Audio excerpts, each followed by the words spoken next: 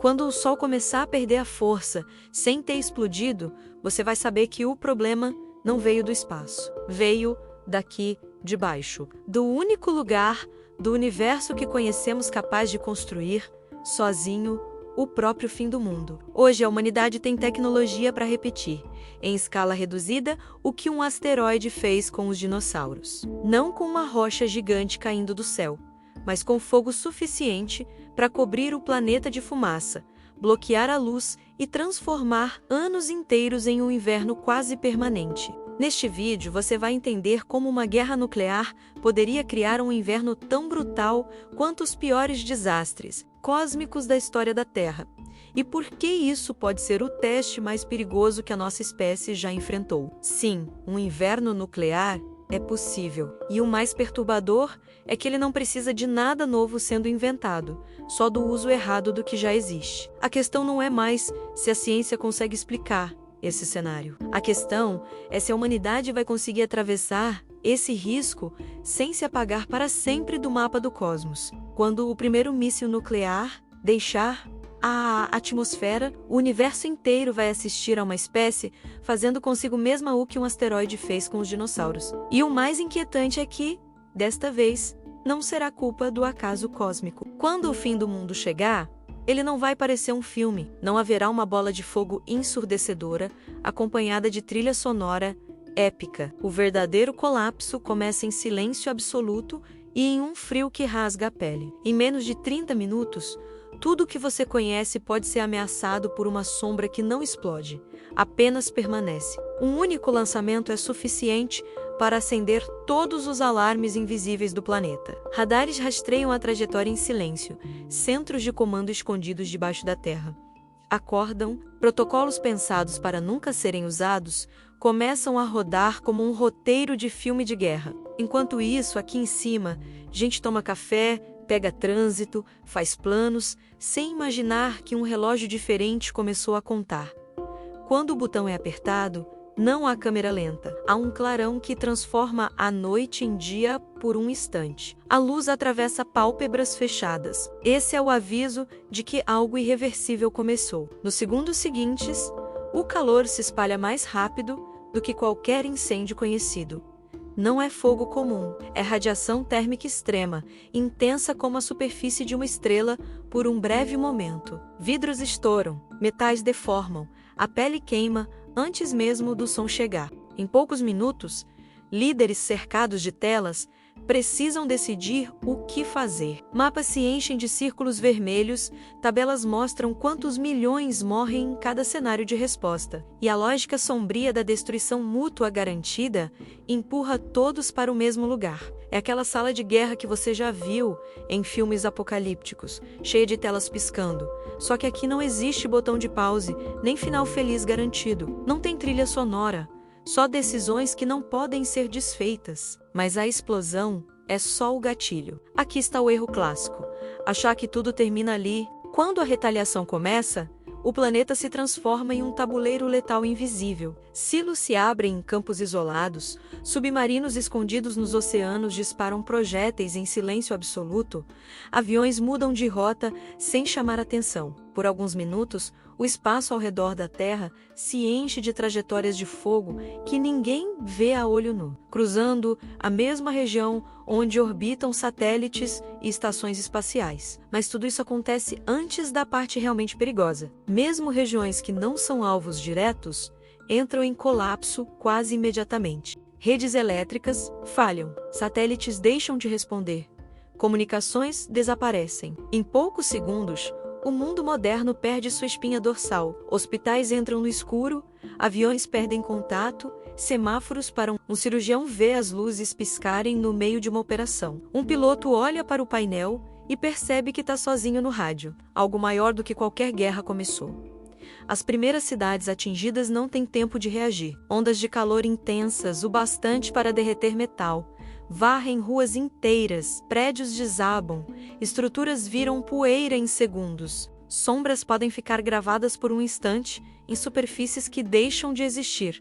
Logo depois, só que o verdadeiro ponto de virada é o que sobe depois da explosão. Cada megacidade em chamas se comporta como um vulcão artificial. Milhões de toneladas de fumaça e fuligem sobem em colunas gigantes, alimentadas por tudo o que existe em uma cidade moderna: plástico, metal, combustível, tecido, borracha. Esses mega-incêndios criam tempestades de fogo, nuvens que geram seu próprio vento e calor, empurrando partículas escuras para as partes mais altas da atmosfera. É aqui que a gente começa a copiar, de propósito, o que um asteroide fez por acidente. Lá em cima, na estratosfera, onde a chuva quase não alcança, essa fuligem forma um véu escuro ao redor do planeta. Essas partículas de carbono seguram parte da luz do Sol lá em cima e deixam menos energia chegar até o solo. Na prática, é como se a Terra colocasse um filtro pesado diante da própria estrela.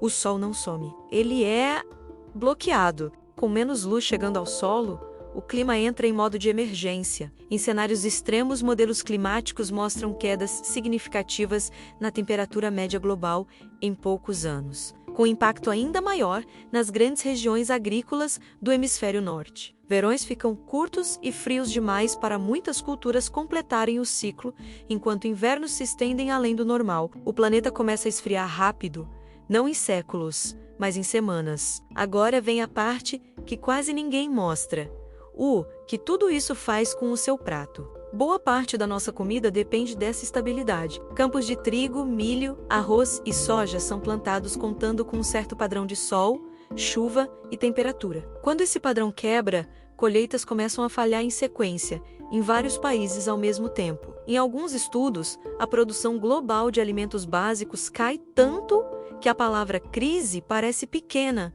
diante do risco real de fome em escala planetária. Na prática, isso significa ver o efeito no mercado da esquina. Supermercados, que hoje giram o estoque em poucos dias, começam a ficar vazios por semanas. Produtos simples, como arroz, óleo, farinha e enlatados, viram itens disputados ou racionados. Frutas, verduras e carne se tornam raridade para a maioria, quase como lembranças de um mundo que deixou de existir. O frio não mata a maioria das pessoas. A maioria morre tentando sobreviver ao frio. Enquanto o hemisfério norte mergulha nesse inverno estranho, o hemisfério sul também sente a pancada. Mesmo países distantes dos alvos principais podem enfrentar secas fora de época, ondas de frio inesperadas e chuvas imprevisíveis. Rotas marítimas travam por falta de combustível, por conflitos ou por puro caos logístico.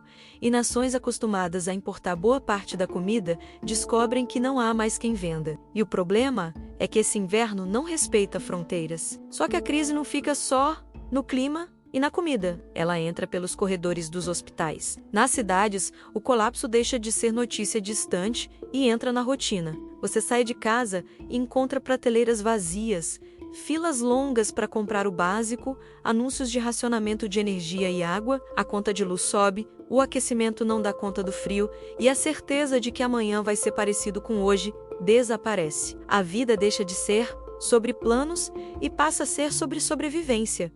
O corpo humano também sofre. Frio constante em lugares que nunca foram planejados para isso aumenta casos de doenças respiratórias, internações e mortes entre os mais vulneráveis. Hospitais lidam com falta de medicamentos, equipamentos e equipes, porque muita gente simplesmente não consegue mais chegar ao trabalho com regularidade. Uma infecção simples pode se tornar ameaça séria em um mundo sem estoques e sem estrutura. E isso ainda não é a parte mais perigosa. A mente sente cada uma dessas rachaduras. Viver sob um céu que parece preso em um entardecer eterno, com notícias constantes de escassez e violência, desgasta até quem sempre foi resiliente. A ideia de futuro, que já era frágil, se torna quase um luxo emocional. Lembra da sensação estranha de ver prateleiras vazias durante a pandemia?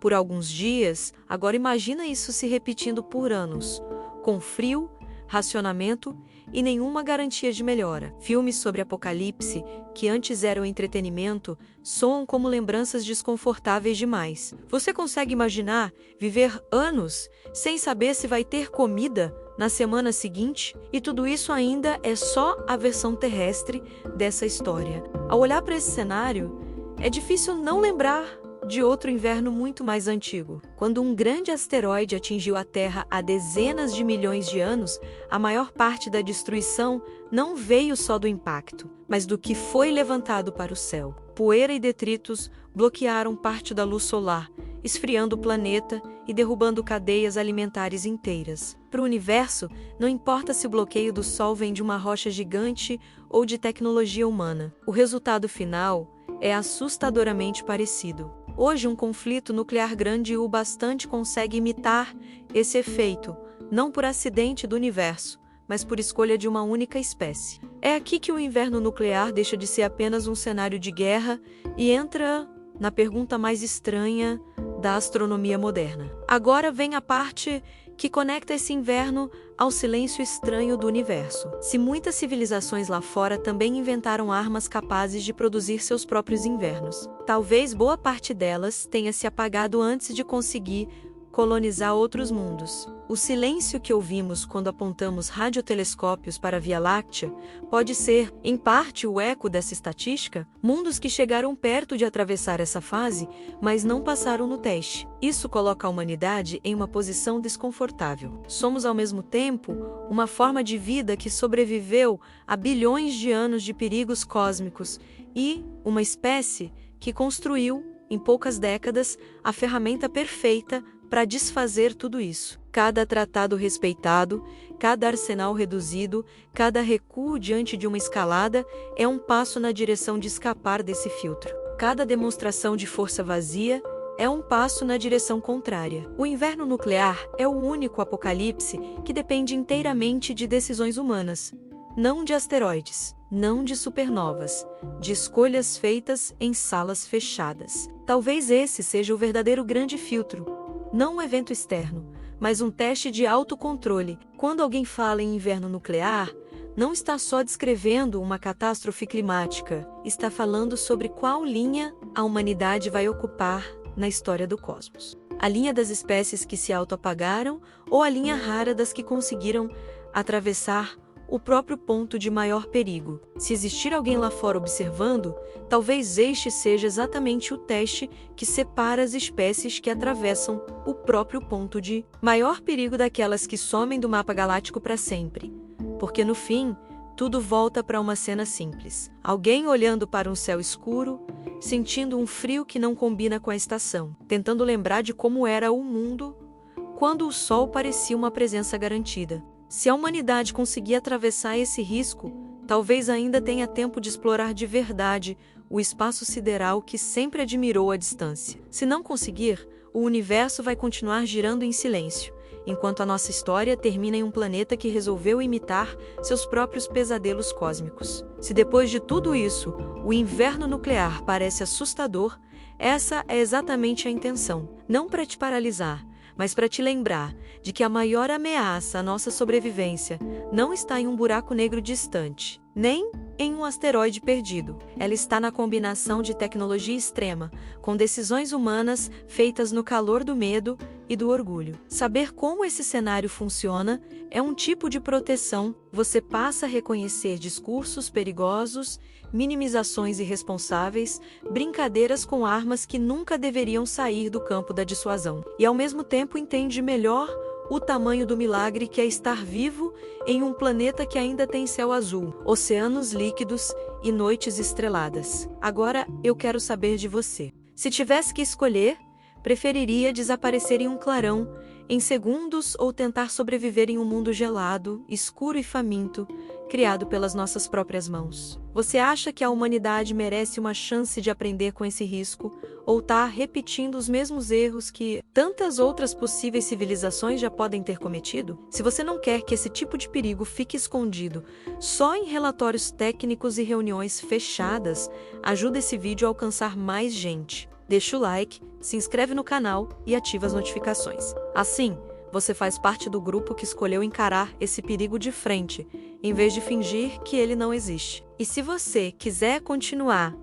nessa jornada pelo lado mais sombrio do cosmos, o próximo vídeo da tela final te espera com um outro tipo de desastre: as missões espaciais que deram muito errado, explosões em pleno voo, sondas perdidas no vazio e decisões que quase custaram vidas e décadas de exploração. Clica lá para descobrir como, mesmo fora da Terra, a linha entre avanço e tragédia é muito mais fina do que parece.